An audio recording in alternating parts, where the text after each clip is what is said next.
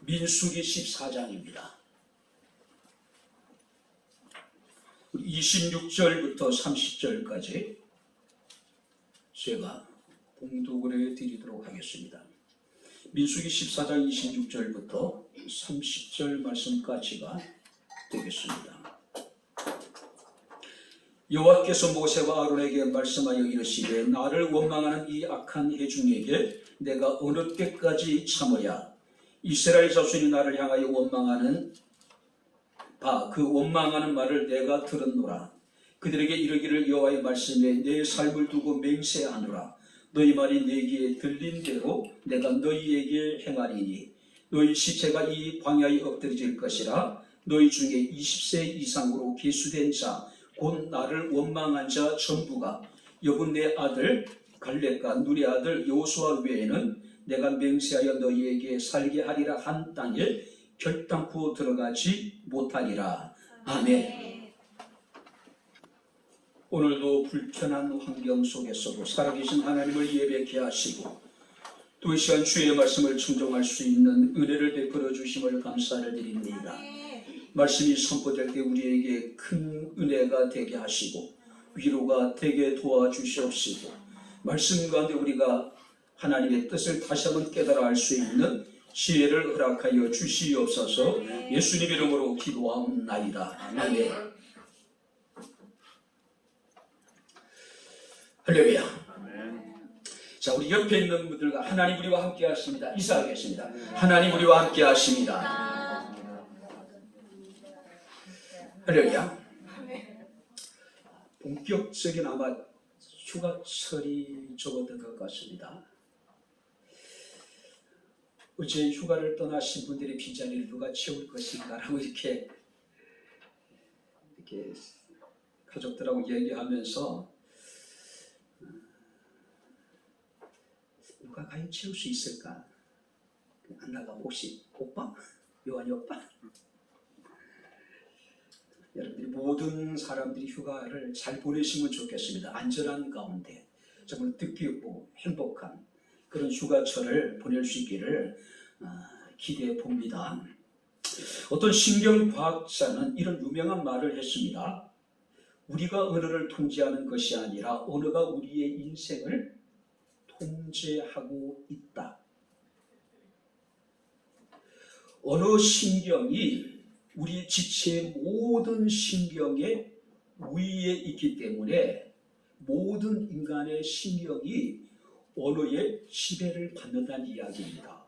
다시 말해서 우리의 말이 우리의 인생을 이끌어간다는 이야기예요. 일본의 에모토 마사루라고 하는 사람이 물은 답을 알고 있다라고 하는 책을 오래전에 출판을 했습니다. 거기에 보게 되면은 아주 신기한 어떤 실험의 결과들이 소개되고 있어요. 자, 물에다가 글씨를 보여주거나 물을 향해서 말을 하고 음악을 들려주면은 물의 결정체의 모양이 각기 다른 반응을 보인다는 겁니다. 자, 사랑합니다. 감사합니다. 고맙습니다. 참 좋은 말들을 하게 되면은 이 물의 결정체가 굉장히 아름다운 육각형의 모형을 이루고 거칠고 악한 말을 하면은요, 그 물의 결정체가 굉장히 어떤 흉한 결정체를 이루고 있다고 해요. 실제적으로 실험을 통해 이게 증거가 됐다고 그래요. 자, 아름다운 음악을 들려주면은요, 그 물의 결정체 역시 굉장히 아름다운 모양을 나타내고 굉장히 거칠고 시끄럽고 욕설이 담긴 음악을 들려주면은 그 물의 결정체가 굉장히 흉한 결정체의 모양을 보인다는 겁니다. 자, 의식이 없는 물도 사람들의 말에 따라서 다른 반응을 보인다는 겁니다. 우리가 매일같이 하고 있는 이 말의 중요성이 얼마나 중요한가를 우리에게 다시 한번 깨닫게 해주는 그런 실험의 결과가 아닌가 생각이 됩니다. 그래서 우리가 야고보서 말씀을 보게 되면 만일 말에 실수가 없으면 온전한 사람이라고 이야기를 합니다. 말은요, 작은 지체지만 우리 혀는 작은 지체지만은 큰 것을 사랑한다라고 이야기를 합니다. 마치 작은 배 키가 큰 배를 선장의 뜻대로 이렇게 이제 운항하듯이, 또 성경은 혀는 불이요 불의의 세계라 삶의 수레바퀴를 불사른다라고 이야기합니다. 사람이 입술에 나오는 그 말이 한 사람의 인생을 완전히 송두리째 불살라버릴 수 있다는 이야기예요. 그래서 혀는 쉬지 아니하는 악이요 죽이는 독이 가득하다라고 이야기를 합니다. 철학자 하이데거라고 하는 사람은 언어는 존재의 집이라고 이야기를 합니다. 무슨 말이냐면은 그 사람이 구사하고 있는 그 언어 속에 그 사람의 정신세계가 드러난다는 이야기예요. 그러니까 언어가 그 사람의 됨됨이를 나타내고 있다는 이야기예요. 우리가 무엇보다도 우리의 생각하는 것이 아름다울 뿐만 아니라 우리의 입술의 말들이 참 아름다울 수 있기를 주님 이름으로 축원합니다. 자, 그렇다면 이제 28절 말씀 우리가 이제 본문으로 돌아보겠습니다. 28절 다 같이 읽겠습니다. 그들에게 이르기를 여호와의 말씀에 내 삶을 두고 맹세하노라. 너희 말이 내 귀에 들 대로 내가 너희에게 행하리니. 너희 말이 내 귀에 들린 대로 내가 너희에게 행할 것이다. 자, 이 말씀이 오늘 이 시간 주님께서 우리에게 주는 메시지의 핵심입니다. 자, 도대체 이 이스라엘 백성들이 어떤 말을 했기에 하나님께서 그들이 말하는 모든 말을 들으시고 그들에게 주님께서 말씀하시기를 너희 말이 내 귀에 들은 대로 내가 너희에게 그대로 행할 것이라고 이야기하셨을까요? 우리가 민수기 13장 14장에 그 내용이 아주 상세하게 기록이 되어져 있습니다. 자, 우리가 민수기 13장 말씀을 보게 되면은 이제 이스라엘 백성들이 가데스 바네아라고 하는 지역에 도착을 해요. 여기서 가나안까지의 거리는 굉장히 이제 짧은, 빠르면은 하루길 내외에 충분히 갈 수 있는 그 정도의 어떤 여러분들이 길이었습니다. 자, 본격적인 가나안 입성을 앞두고 이스라엘 백성들은 각 지파별로 12명의 정탐꾼들을 선발해서 그들과 하여금 40일 동안 가나안 땅을 정탐하게 만듭니다. 자, 이 정탐꾼들은 40일 동안에 가나안에 거주하고 있는 강한 민족들을 보았을 것이고 견고한 성읍들을 보았을 겁니다. 아마 그 중에 여리고성도 있었을 거예요. 뿐만 아니라 네피림의 후손이었던 거대한 아낙 자손들도 그들이 보았습니다. 그리고 그들이 돌아와서 이제 보고회를 할 거 아닙니까? 여호수아와 갈렙을 제외한 10명의 정탐꾼들은 우리는 그 땅을 결코 치지 못할 것이다. 무슨 얘기예요? 우리는 그 땅을 정복하는 것이 불가능하다라고 스스로 단정해 버립니다. 뿐만 아니라 그들은 그 땅을 악평했다고 기록하고 있습니다. 그리고 스스로를 메뚜기라고 여기서 비하하는 모습도 우리가 보게 됩니다. 근데 이스라엘 사람들이 이 10명의 정탐꾼들이 보지 못한 건 뭡니까? 가나안 땅의 견고한 성읍, 높은 성읍들을 봤습니다. 그곳에 강한 거주민들을 보았어요. 거대한 아낙 자손들을 보았습니다. 그러나 그들은 그 모든 것 위에 존재하시고 그 모든 것을 주관하시는 하나님을 보지 못한 거예요. 그래서 그들은 우리는 그 땅을 차지하지 못할 것이라고 단정해 버립니다. 그죠? 문제는 이런 10명의 어떤 불신앙적인 보고 또 그 땅에 대한 악평의 말은 온 이스라엘 백성들에게 빠른 속도로 전염이 되기 시작했다는 거예요. 우리가 민수기 14장 1절부터 4절 말씀을 보니까 바로 이 정탐꾼들의 보고를 듣고 온 회중이 소리를 높여 부르짖으며 백성이 밤새도록 통곡했다라고 이야기를 해요. 뿐만 아니라 이스라엘 자손이 다 모세와 아론을 원망했을 뿐만 아니라 결국 하나님까지도 원망합니다.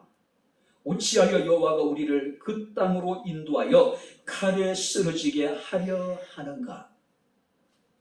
하나님 기적적인 방법으로 그들을 애굽에서 건지셨단 말이에요. 홍해를 마른 땅같이 건너게 하셨습니다. 그럼에도 불구하고 그들은 뭐라고 얘기합니까? 어찌하여 여호와가 우리를 그 땅으로 인도하여 칼에 쓰러져 광야에 엎드려 죽게 하느냐라고 지금 하나님을 원망하고 있는 거예요. 더 나아가서 그들은 우리가 가나안 땅에 들어가게 되면은 우리의 처자식들이 사로잡히게 될 것이고 우리는 칼에 망하게 될 것이고 더 나아가서 그들은 우리가 한 장관 위에 새로운 지도자를 세워서 우리가 애굽으로 돌아가자라고 지금 이야기하고 있는 거예요. 이에 대해서 여호와께서 말씀하십니다. 11절입니다. 이 백성이 어느 때까지 나를 멸시하겠느냐? 내가 그들 중 많은 이적을 행하였으나 어느 때까지 나를 믿지 않겠느냐라고 하나님이 탄식을 하셔요.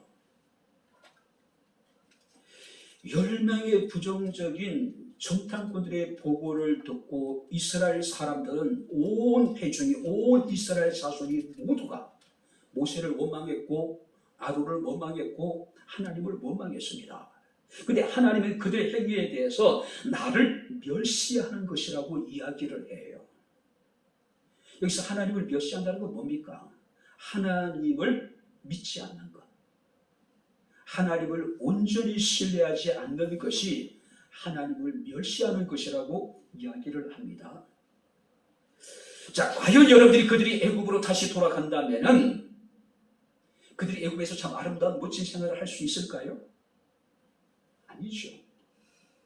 그들은 애굽 사람들에 의해 가지고 죽임을 당하거나 이제부터 혹독한 잔인한 고통스러운 노예 생활을 할 수밖에 없었을 거예요. 그래도 불구하고 차라리 우리가 애굽으로 돌아가는 것이 낫겠다라고 이야기를 하고 있는 겁니다. 자, 그런데 이와 반대로 여호수아와 갈렙은 동일한 상황 속에서도 놀라운 고백을 합니다. 자, 13장 30절 말씀을 보니까 갈렙이 모세 앞에서 백성을 조용하게 하고 우리가 곧 올라가서 그 땅을 취하자 능히 이길 것이다 라고 이야기를 합니다. 뿐만 아니라 민수기 14장 9절 말씀을 보게 되면 다만 여호와를 거역하지는 말라, 또 그 땅 백성을 두려워하지 말라, 그들은 우리의 먹이다, 우리의 밥이란 이야기예요. 그들의 보호자는 그들에게서 떠났고 여호와는 우리와 함께 하시느니라. 한번 따라해 보시기 바랍니다. 그들은 우리의 밥이라. 굉장히 통쾌하고요, 시원한 얘기 아닐까요? 정말로 하나님께서 기대하셨던 그런 믿음의 고백이 아닐까요? 그렇죠? 단순히 여러분들이 긍정적인 사고를 가지고 우리가 올라가서 우리가 그들 이길 수 있을 것이다, 할 수 있다, 한번 해보자, 그 정도가 아닙니다. 여기서 여러분들이 여호수아와 갈렙의 이야기는요, 긍정적인 사고를 뛰어넘는 절대 신앙에서 나오는 믿음의 확신이에요. 믿음의 확신입니다. 자, 하나님께서는 이런 이스라엘 사람들의 모든 이야기를 들으시고 내가 그들에게 들은 대로 내가 그들에게 행할 것이라고 말씀하고 있습니다. 그런데 중요한 것은 바로 이스라엘 백성들이 한 얘기가 여러분들이 그대로 하나님께 행하실 뿐만 아니라 믿음의 사람이었던 여호수아와 갈렙의 한 이야기도 하나님이 들으시고 하나님의 귀에 들린 그대로 그들에게도 행해 주겠다는 이야기예요. 이 일로 인해 가지고 이스라엘의 20세 이상, 그러니까 출애굽 1세대가 다 광야에 엎드려서 죽임을 당하죠. 그런데 오직 여호수아와 갈렙만은 광야에서 엎드려 죽임을 당하지 아니하고 그들의 믿음대로 하나님의 귀에 들린 그들의 말대로 그들은 가나안 땅에 들어가서 세겜과 또 여러분들이 그 가나안의 핵심적인 지역을 하나님께 여러분들이 분배를 받게 되는 모습을 우리가 보게 됩니다. 내 삶을 두고 맹세하노라, 너희 말이 내게 들린 대로 내가 너희에게 행할 것이라고 말씀을 하고 있습니다. 잠언서 20장 12절에 듣는 귀와 보는 눈은 다 여호와의 지으신 것이라. 할렐루야. 우리가 들을 수 있는 귀와 우리가 볼 수 있는 눈은 하나님이 다 지으신 것이란 이야기예요. 그래서 우리가 시편 94편 8절 9절에 백성 중 우둔한 자들아 너희는 생각하라. 무지한 자들아 너희가 언제나 지혜로울고 길을 지으신 자가 듣지 아니하시겠느냐라고 이야기를 해요. 우리가 듣는 귀와 우리가 보고 있는 눈은 하나님이 지으실 뿐만 아니라 우리의 길을 지으신 그분이 우리 입에 나오는 모든 말들을 다 들으시고 계시다는 사실이에요. 그리고 당신의 귀에 들린 대로 우리에게 그대로 행할 것이라고 이야기하고 있어요.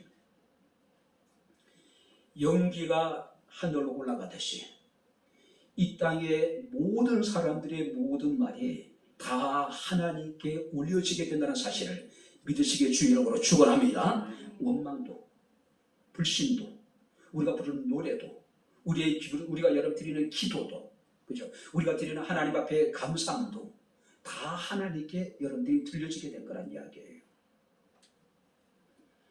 우리 옛말에 낱말은 새가 듣고 반말은 치가 듣는다고 얘기하죠. 그러나 우리의 모든 말은 하나님이 듣습니다. 할렐루야. 시는 반말을 듣고 새는 낱말을 듣는데 하나님은 밤낮으로 우리가 나오는 모든 말들 하나님 다 들으신다는 사실이에요. 자, 그렇다면 우리가 말한 대로 행하신 하나님 앞에서 우리의 어느 생활이 어떻게 될 것인가? 우리가 하나님 앞에서 어떤 말을 우리가 해야 될 것인가? 우리가 오늘 여러분들이 말씀을 살피면서 우리가 함께 은혜를 나누는 시간을 갖도록 하겠습니다. 첫 번째 하나님께서 우리에게 원하시는 말은요, 참된 진실입니다. 자, 민수기 13장 말씀을 보게 되면은 정탐꾼들이 40일 동안 가나안 땅을 이곳저곳 낱낱이 살피죠.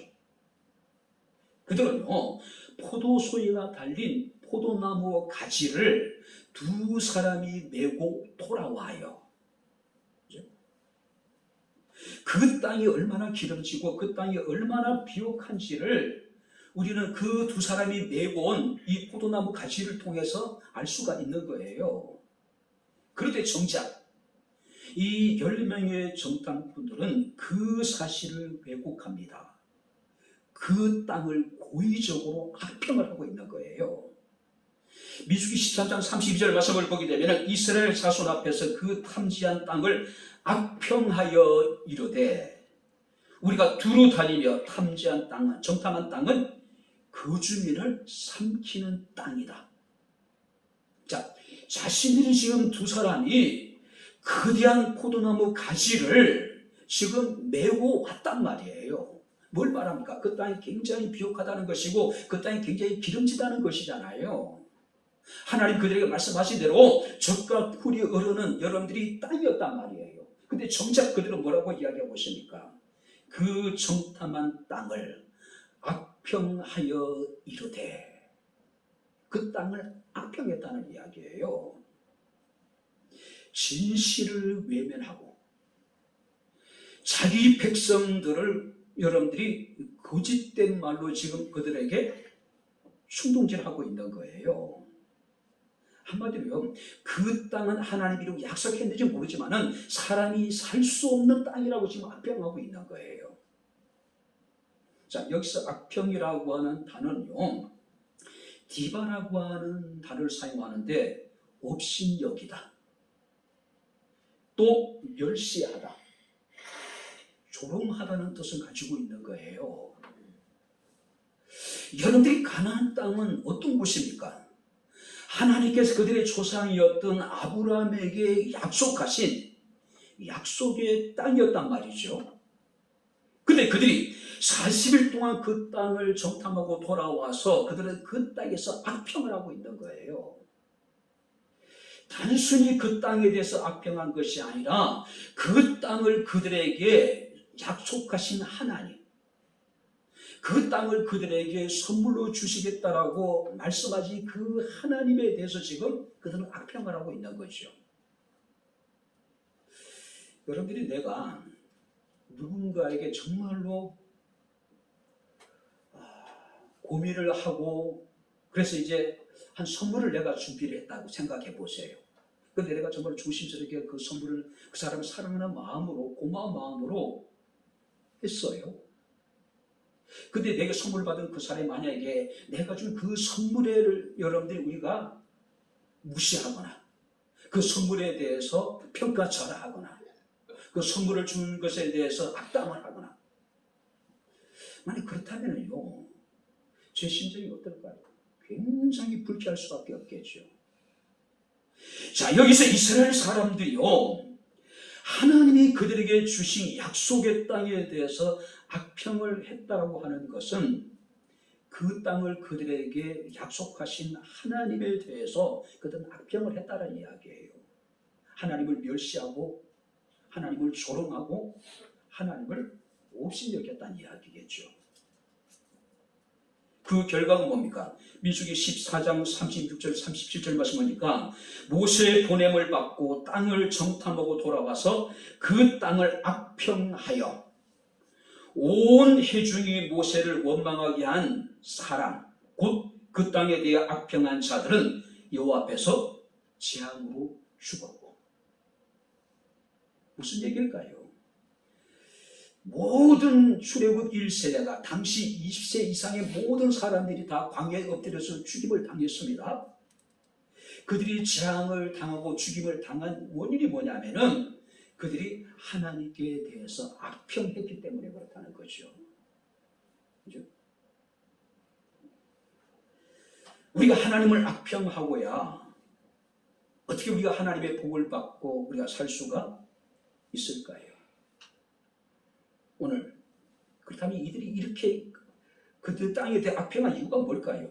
그들은 하나님의 그 약속을 신뢰하지 못했어요. 우리가 창세기 15장 말씀을 보게 되면은 하나님께서 아브라함에게 말씀하시기를 내 후손이 해변의 모래처럼 하늘의 별처럼 많아지게 될 것이라고 말씀을 하셨죠. 그 하나님의 약속에 대해서 아브라함이 여호와를 믿으니 하나님께서 이것을 의로 여기셨다라고 말씀을 하고 있어요. 그리고 하나님께서 아브라함에게 계속 말씀하시기를 너희의 후손들이 이방인의 객이 되어 400년 동안 고된 종살이를 하게 되겠지만은 내가 그 후에 내 자손을 큰 재물을 이끌고 이 땅으로 다시 돌아오게 할 것이라고 말씀을 하셨단 말이에요. 근데 그들의 조상이었던 아브라함은 하나님의 약속의 말씀을 온전히 믿었지만은 10명의 정탐꾼들 그리고 이 이스라엘 백성들은 그 하나님의 약속의 말씀을 믿지 못한 거예요. 그러다 보니까 그들은 어떻습니까? 그 땅에 대해서 악평합니다. 하나님에 대해서 악평해요. 하나님을 멸시하고 하나님을 조롱하고 하나님을 없이 여길 수밖에 없었다는 이야기죠. 뿐만 아니라 그들이 악평한 이유는요, 간단합니다. 그들은 하나님을 보지 못하고 자신들의 눈에 보이는 것만을 보고 그들은 판단했기 때문에 그래요. 민수기 13장 33절 말씀을 보게 되면 거기서 네피림 후손인 아낙 자손의 거인들을 보았다라고 이야기를 해요. 그리고 스스로는 우리는 메뚜기와 같으니 그들이 보기에도 그와 같을 것이라고 이야기를 해요. 거대한 아낙 자손들을 보니까 자기 자손들이 한없이 초라하게 느껴지는 겁니다. 작게 느껴지는 거예요. 그러다 보니까 그들은 스스로를 메뚜기와 같다라고 비하하면서 그들이 보기에도 우리가 메뚜기처럼 보일 것이라고 그들은 지금 이야기를 하고 있는 거예요. 오늘도 우리는 그런 경험들을 많이 하지 않습니까? 어떤 여러분들이 새로운 환경에 우리가 접하게 되면은 왠지 모르게 그런 분위기에 압도당하고 그런 사람들 앞에 왠지 모르게 서게 되면 내 자신이 초라해지고 내 자신이 작아지기도 하고, 그죠? 그리고 그들도 나를 마치 그렇게 보는 것처럼 굉장히 스스로 위축돼 버리는 거예요. 그러나 요한일서 4장 4절 말씀을 보게 되면은 너희 안에 계시니가 세상에 있는 자보다 크시니라. 할렐루야. 그들은 안악 자손을 보고 스스로를 메뚜기라고 스스로를 비하시켰어요. 거대한 안악 자손 앞에 그들은 한없이 작아질 수밖에 없었어요. 근데 중요한 것은 우리 안에 계신 그분은 세상에 있는 어떤 자보도 크다라고 말씀하고 있는 거예요. 뿐만 아니라 요한 1서 3장 20절에 보니까 하나님은 우리 마음보다 크시고 모든 것을 아시는 하나님. 우리의 마음은 어떻습니까? 거대한 안악 자손 앞에서 굉장히 마음이 여러분들이 좁아지잖아요. 작아지잖아요. 콩알만해지잖아요. 그죠? 근데 중요한 것은 우리 하나님은 우리 마음보다 크실 뿐만 아니라 모든 것을 다 알고 계신 하나님. 그죠? 진실을 외면하는 말만을 우리가 여러분들이 따라가게 되면 결국 그건 뭡니까? 우리는 재앙을 만날 수밖에 없을 것이고 우리는 진노를 당할 수밖에 없을 것이라고 하는 사실입니다. 그런데 이런 상황 속에서 여호수아와 갈렙은 다른 거예요. 우리가 민수기 14장 6절 7절 말씀을 보면은 그 땅을 정탐한 자 중 눈의 아들 여호수아와 여분의 아들 갈렙이 자기들의 옷을 찢고 이스라엘 자손의 온 회중에게 말하여 이르되 우리가 두루 다니며 정탐한 땅은 심히 아름답다. 자, 여기 보시기 바랍니다.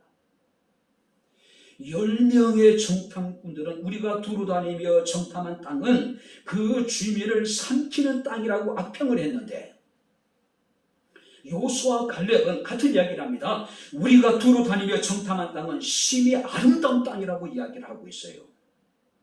누가 지금 진실을 말하고 있습니까? 누가 지금 참된 말을 하고 있는 겁니까? 당연히요. 여호수아와 갈렙이었잖아요. 그죠? 결국은 이스라엘 사람들은 자신들이 말한 대로 광야에 엎드려져 죽임을 당했습니다. 출애굽 1세대 가운데 단 한 사람도 그 땅을 보지도 못해요. 그러나 갈렙과 여호수아는 어떻습니까? 하나님의 귀에 들린 말대로 그들이 약속하신 하나님께 약속하신 그 땅에 들어가게 된다는 사실이에요. 축복과 저주가 생명과 사망이 우리 혀의 말에 달렸다는 사실을 기억을 하시기를 주 이름으로 축원합니다. 그러니까 참된 말, 우리가 정직한 것만 우리가 말하는 거죠. 그리고 하나님은 이런 진실된 말을 기뻐하실 것이고요. 두 번째, 하나님께서 우리에게 원하시는 말, 우리가 하나님 앞에 여러분들이 해야 될 말은 어떤 말일까요? 긍정적인 겁니다. 긍정의 말이에요. 자, 40일 동안 가나안 땅을 정탐하고 그들이 이제 온 회중들에게 그 땅을 정탐한 내용에 대해서 보고를 하죠. 특별히 여러분들이 여호수아와 갈렙을 제한 10명이 이제 그 땅에 대해서 이제 보고를 하게 됩니다. 자, 그들의 보고를 들은 이스라엘 백성들의 반응이 1절에 기록되어 있습니다. 온 회중이 소리를 높여 부르짖으며 백성이 밤새도록 통곡했다. 온 회중이 소리를 높여 부르짖었고 그들이 밤새도록 통곡을 했다. 무슨 얘기일까요?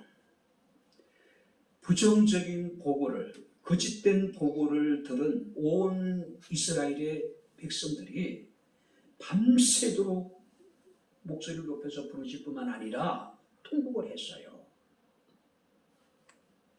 밤사이에 어떤 일이 일어났습니까? 그들은 코로나19보다도 더 무서운 원망이라고 하는 바이러스에 그들이 확진을 받은 겁니다. 한두 사람의 문제가 아니에요. 온 회중이 동시에 밤새도록 통곡했고 울었습니다. 그 울음소리가 얼마나 다른 사람들에게 부정적인 영향을 미쳤는지를 우리는 능히 알 수 있겠죠. 그죠? 밤새 여러분들이 통곡한 다음에 그들은 오늘 2절 3절 말씀 보니까 이스라엘 자손이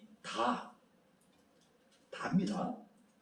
모세와 아론을 원망하며 또 온 회중이, 모든 회중이 그들에게 이르되 우리가 애굽 땅에서 죽었거나 이 광야에서 죽었으면 좋았을 것을 어찌하여 여호와가 우리를 그 땅으로 인도하여 칼에 쓰러지게 하려 하는가? 우리 처자가 사로잡히리니 애굽으로 돌아가는 것이 낫지 아니하냐? 차라리 우리가 광야에서 엎드려 죽는 것이 낫다. 차라리 우리가 이 광야에 나오기 전에 애굽에서 죽는 것이 훨씬 낫지 않았느냐?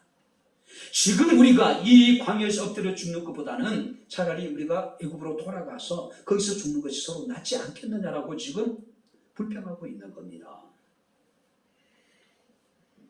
모세와 아론에 대한 원망이 급기야는 하나님께 대한 원망으로까지 지금 여러분들이 발전하기 시작하는 겁니다.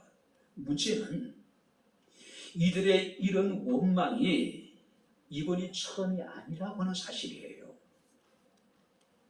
자, 민수기 14장 22절 23절 말씀을 보게 되면은 이같이 10번이나 나를 시험하고 내 목소리를 청종하지 않은 그 사람은 내가 그들 조상에게 맹세한 땅을 결코 보지 못할 것이라고 이야기하고 있어요. 자, 이게 보세요.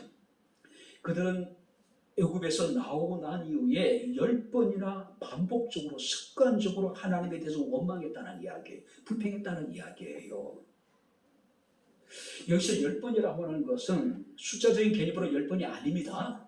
그들은 끊임없이 크고 작은 문제가 생길 때마다 그들은 습관적으로 하나님께 대해서 원망하고 하나님께 대해서 불평을 했다는 이야기예요. 습관적으로. 그죠? 그러나 여호수아와 갈렙은 달랐습니다. 두 사람이 메고 온 커다란 포도송이가 달린 나뭇가지를 온 회중 앞에 그들은 드러내죠. 나타내요. 이게 보입니다. 그리고 여러분들이 이런 얘기합니다. 민수기 13장 27절 28절에 당신이 우리를 보낸 땅의 간식, 과연 그 땅은 젖과 꿀이 흐르는데 그러나 그 땅 주민은 강하고 성읍은 견고할 뿐만 아니라 힘이 크다.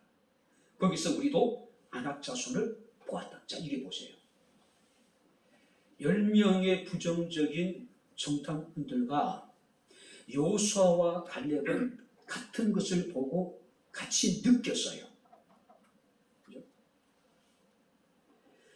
자, 뭘 느꼈습니까? 그 땅의 그 주민들은 강하다는 거죠. 성읍은 견고하고 힘이 크다는 이야기예요. 그리고 거대한 안악자손을 보았다는 이야기예요. 그 안악자손 앞에 그들도 어떻습니까? 마음이 유축될 수밖에 없는 상황이었다는 이야기예요. 자, 여호수아와 갈렙의 보고 역시도 현실적으로 우리가 그 땅을 차지하는 것은 녹록지 않다, 만만치 않다는 이야기를 하고 있는 겁니다. 그럼에도 불구하고 여호수아와 갈렙은 이런 이야기를 합니다. 민수기 13장 30절에 우리가 곧 올라가서 그 땅을 취하자. 한번 따라해보시기 바랍니다. 능히 이기리라. 같은 것을 보고 같이 느꼈어요.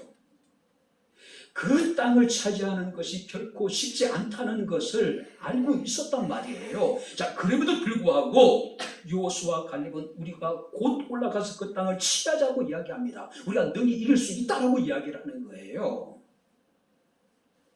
그리고 민수기 14장 9절 말씀 보니까 그들은 우리의 먹이다, 우리의 밥이다. 와, 대단하지 않아요? 같은 것을 보고 현실적으로 어렵다는 것을 같이 공감을 했어요. 자, 그럼에도 불구하고 여호수아와 갈렙은 우리가 곧 올라가자, 우리가 그 땅을 취하자, 우리가 능히 이길 것이다, 그들은 우리의 밥이라고 이야기하고 있는 거죠.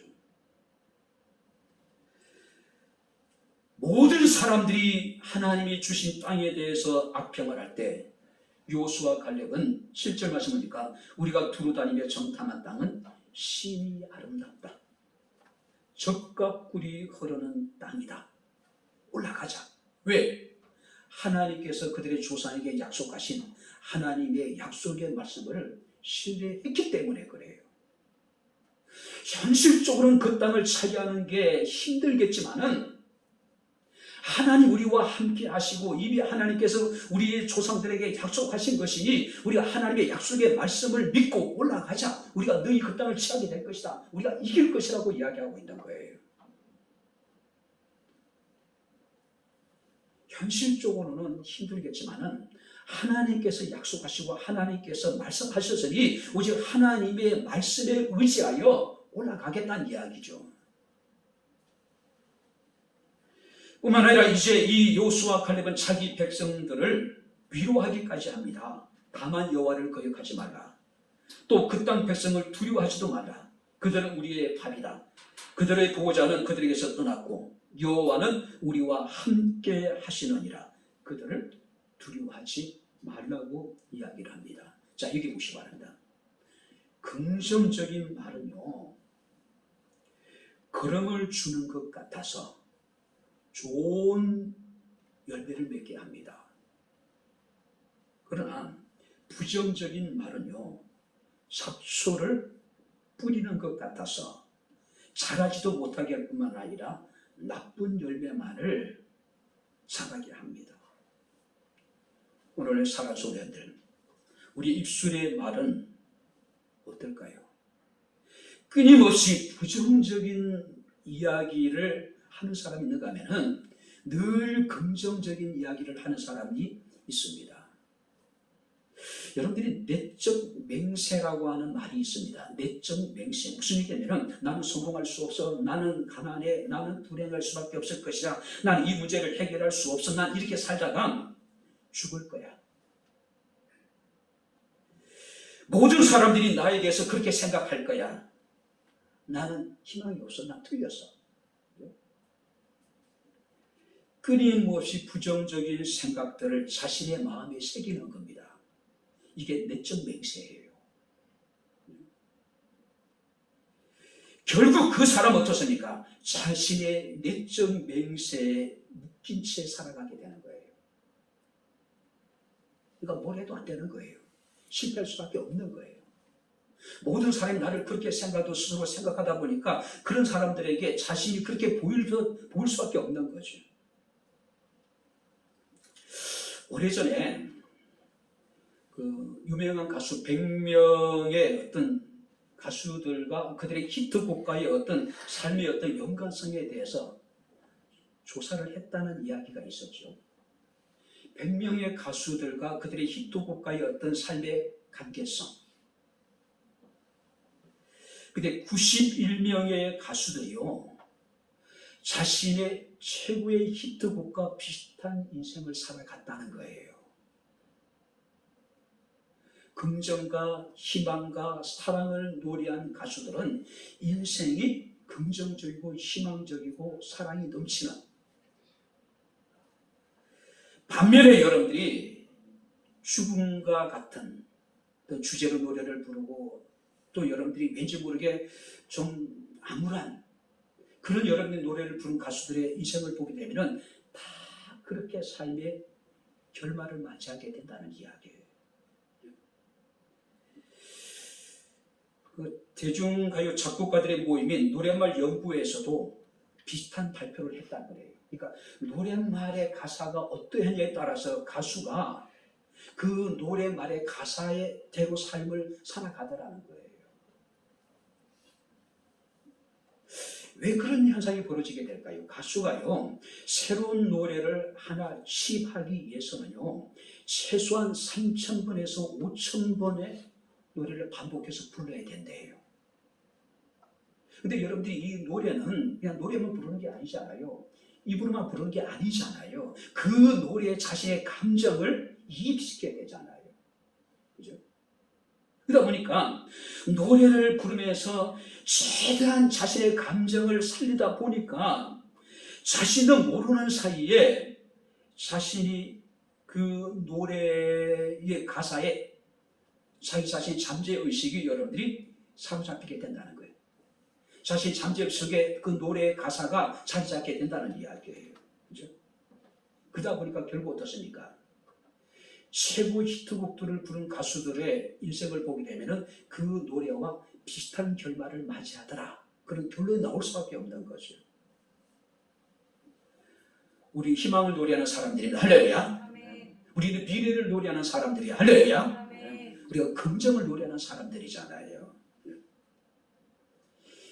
이해수녀라고 하는 분이 쓰신 나를 키우는 말이라고 하는 시가 있더라고요. 소개해드리겠습니다. 행복하다고 말하는 동안은 나도 정말 행복한 사람이 되어 마음에 맑은 샘이 흐르고,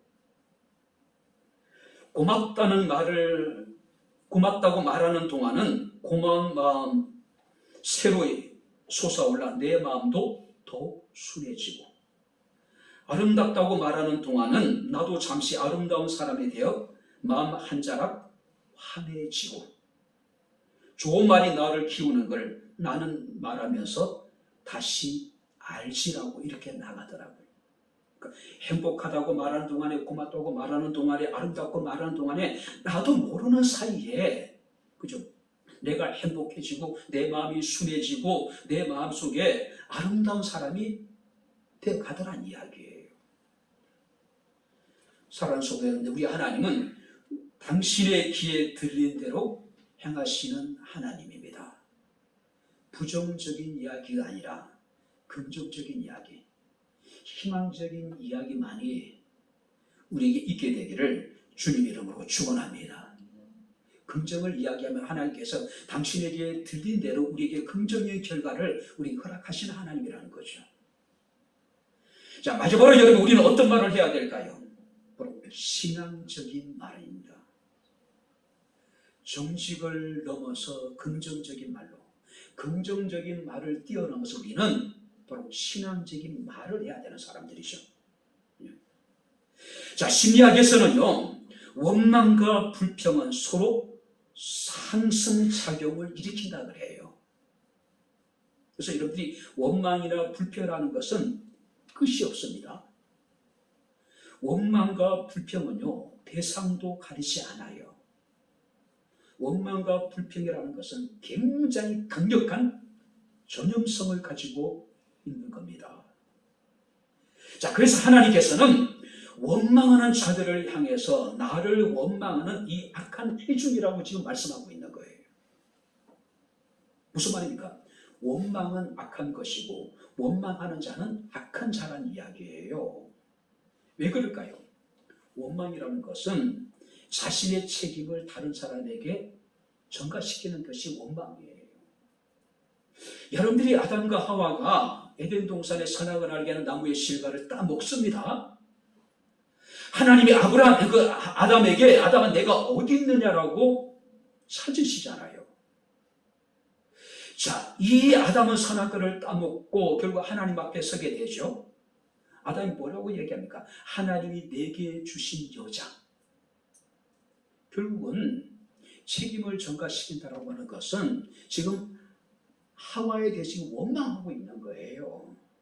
저 여자가 나를 유혹해서 내가 하나님이 금하신 이 선악 알게 한 나무의 실과를 먹었다는 이야기예요. 원망했다는 거죠.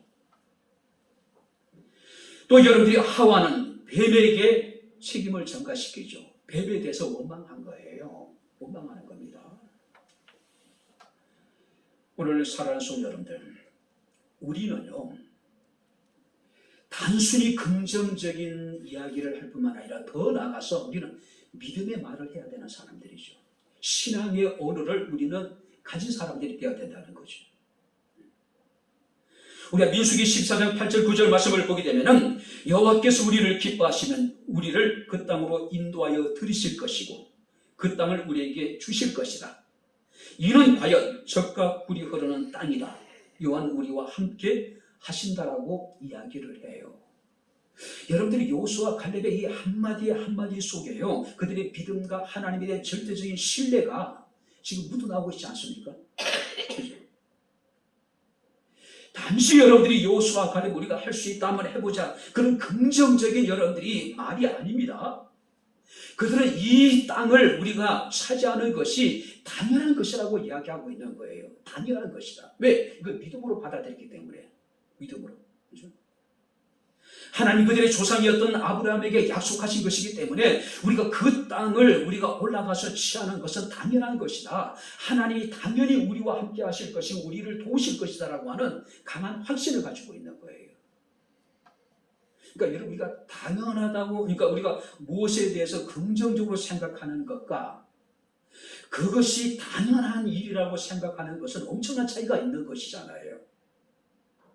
지금 여호수아와 갈렙은요, 그들이 가나안 땅을 차지하는 그 일이 당연한 일인 것처럼 여기고 있는 거예요. 그래서 올라가자는 거죠.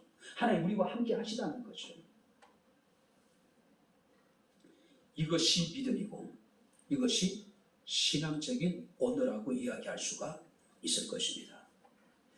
제가 지금까지 경험해 봤던, 또 여러분들이 접했던 많은 사람들의 신앙의 말들 중에서 저는 여수애영원에 있는 손양훈 목사님의 그 유품 가운데 하나인 헌금, 감사헌금 봉투, 그게 써있는 글귀가 정말로 감동적이었습니다.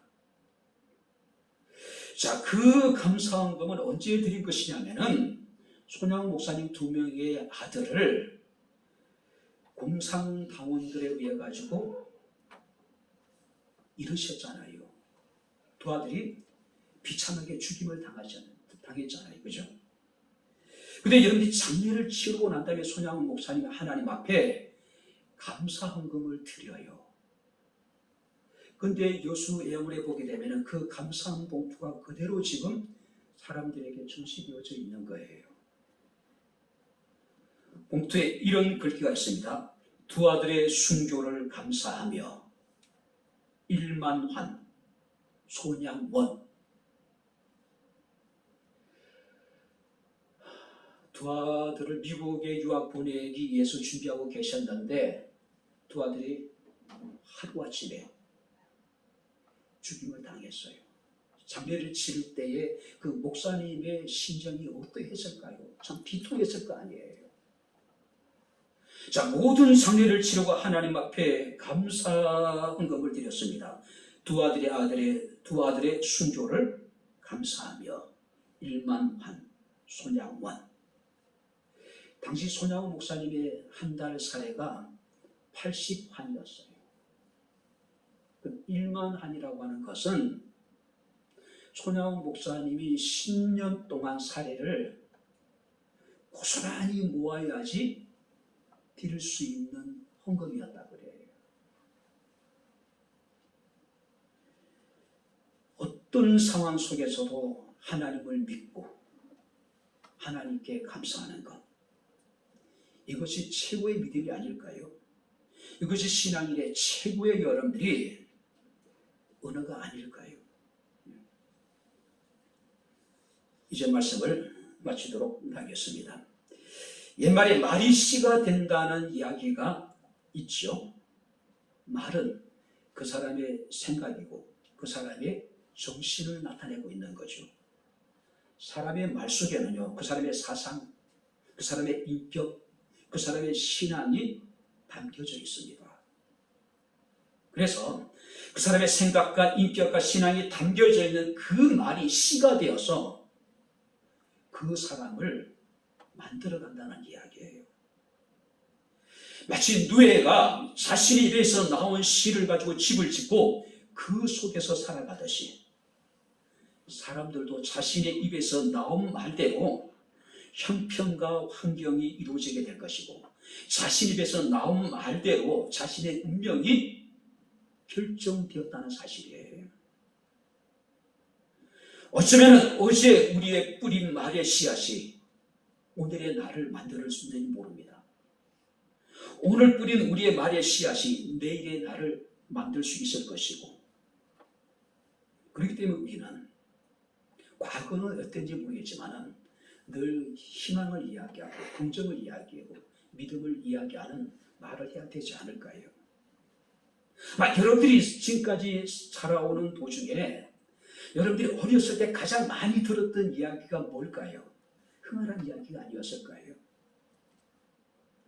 어린 자식에게 휴지를 갖다가 코를 풀면서 부모들이 똑같은 이야기를 해줘. 흥해라. 흥해라고 이야기하잖아요. 우리가 더 흥했으면 좋겠어요. 어떻게 흥할 수 있을까요? 우리가 긍정적인 얘기한 3대 말을 하는 겁니다. 믿음의 이야기를 하는 거예요. 시편 116편 1절 2절 말씀을 보니까 시인은 여호와께서 내 음성과 내 간구를 들으심으로 내가 그를 사랑한다라고 말씀하고 있습니다.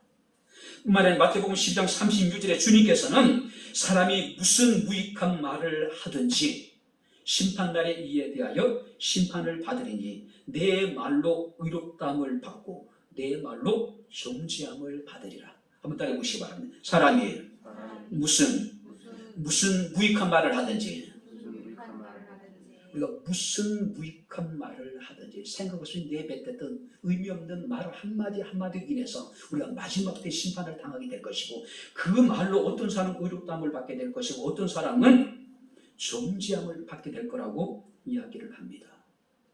그러니까 여러분들이 쓸데없는 말, 가치 없는 말, 여러분들이 아무런 의미 없이 쉽게 내뱉은 말 한마디 한마디가 마지막 때 우리가 주님 앞에 심판을 받게 될 거라는 거죠.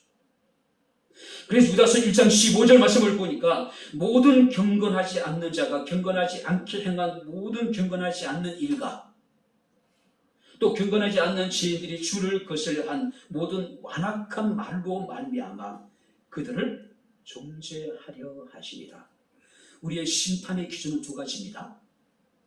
경건치 않게 행한 일들과 경건치 않는 자들의 완악한 말로 인해서 우리가 심판을 당하게 될 거라는 거죠. 그래서 시편 141편 3절 4절에 다윗은 이렇게 기도합니다. 여호와여 내 입에 파수꾼을 세우시고 내 입술에 문을 지켜달라고 기도하고 있습니다. 바랍니다. 내 귀에 들린 대로 내가 너희에게 행할 것이다. 오늘 우리는 어떤 말을 해야 될까요?